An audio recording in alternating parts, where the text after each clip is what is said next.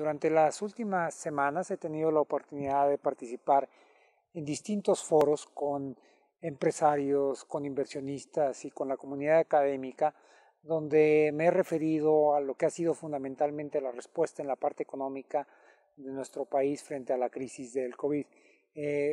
Un par de ellos me hicieron algunos comentarios y sugerencias en el sentido de que sería importante que socializáramos la lógica detrás de la respuesta mexicana, y atendiendo esos comentarios es que decidimos hacer una pequeña presentación, ya no para una comunidad específica, sino abierta, sobre cuál había sido nuestra lectura y nuestra respuesta ante esta crisis. Hacia la salida del año 19, la economía mundial y también la economía mexicana estaban en una etapa en donde se esperaba que hubiera un crecimiento. De hecho, para los países del G20, donde son los países desarrollados, más algunas economías emergentes importantes, dentro de las cuales se encuentra México, se estaba esperando que 19 de las 20 economías crecieran. El único país que se pensaba que iba a tener un retroceso era Argentina. Después del COVID, la relación se ha invertido. 19 economías, incluyendo la mexicana, han tenido caídas en la actividad económica, y solamente China se espera que tenga un crecimiento marginal, aunque China estaba creciendo a tasas de 6%, ahora va a estar creciendo a tasas del 1.5%. Esta pandemia no se empezó a difundir de manera homogénea, empezó primero en Asia y después, entre el 23 y el 27 de enero, pasó a la mayor parte de las economías avanzadas, a Francia, Italia, España, Alemania, y entre el 23 y el 25 llegó a Norteamérica, el área de Canadá y de Estados Unidos. No fue hasta un mes después, el 26 y el 27 de febrero, que llegó a México y a Brasil. Y esto resulta interesante por una razón muy específica. Las primeras lecciones de cómo enfrentar la pandemia en la parte sanitaria y sus impactos en la vida económica provinieron de ese subconjunto de países. ¿Y cuáles fueron las lecciones? Bueno, la primera en la parte sanitaria, y es algo que todos los países hemos adoptado. Las economías avanzadas tuvieron una respuesta muy específica. Primero, una disminución de la tasa de interés. Ahora hay que recordar que para la mayor parte de los países avanzados, la tasa de interés antes del COVID ya se encontraba entre medio punto porcentual y 1.5. Entonces, al momento en que las bajaron a niveles que son prácticamente cercanas a cero. O sea, al estar las tasas de interés ya muy bajo, el poder de la respuesta de la política monetaria es menor, y entonces lo empezaron a compensar con programas por el lado fiscal. ¿Cómo se entró a financiar eso? Y básicamente fueron aumentos masivos del déficit, que llevaron a aumentos de la deuda de entre el 10, el 20 y hasta el 30% en nuestros países. Ahora, estos países se pudieron dar ese lujo porque aumentaron la deuda, pero las tasas de interés que estaban pagando eran muy cercanas a cero o incluso negativas. Eso quiere decir que son países que, cuando se están endeudando, les están pagando intereses en lugar de estarlos pagando. Es una situación muy distinta de países como nosotros.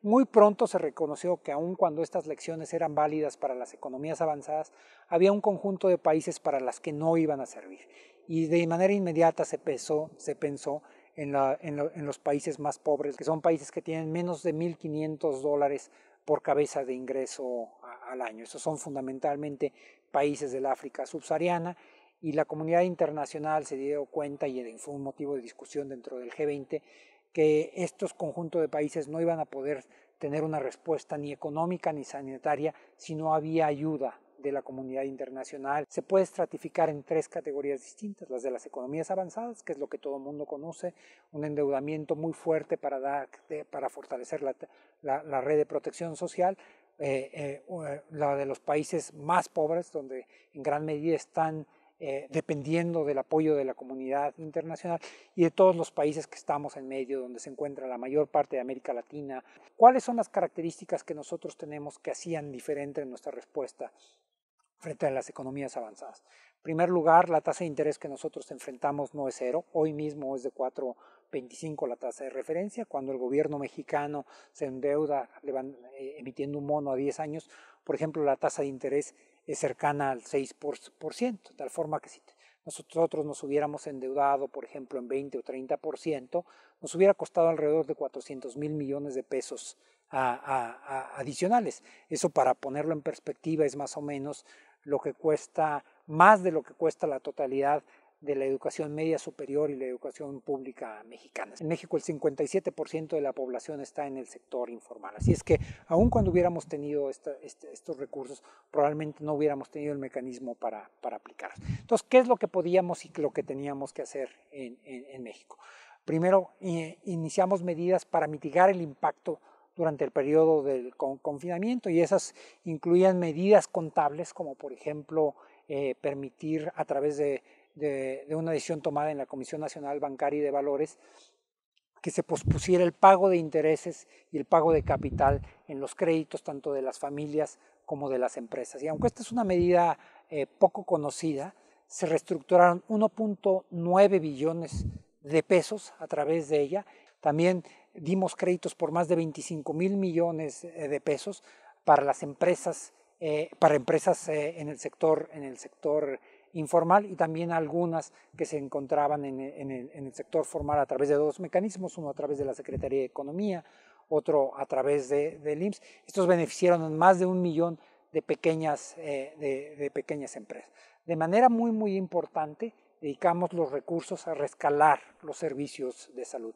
Dedicamos más de 50,000 millones de pesos adicionales a invertirlos en hospitales, en ventiladores, en la contratación de médicos, enfermeras, camilleros, laboratoristas.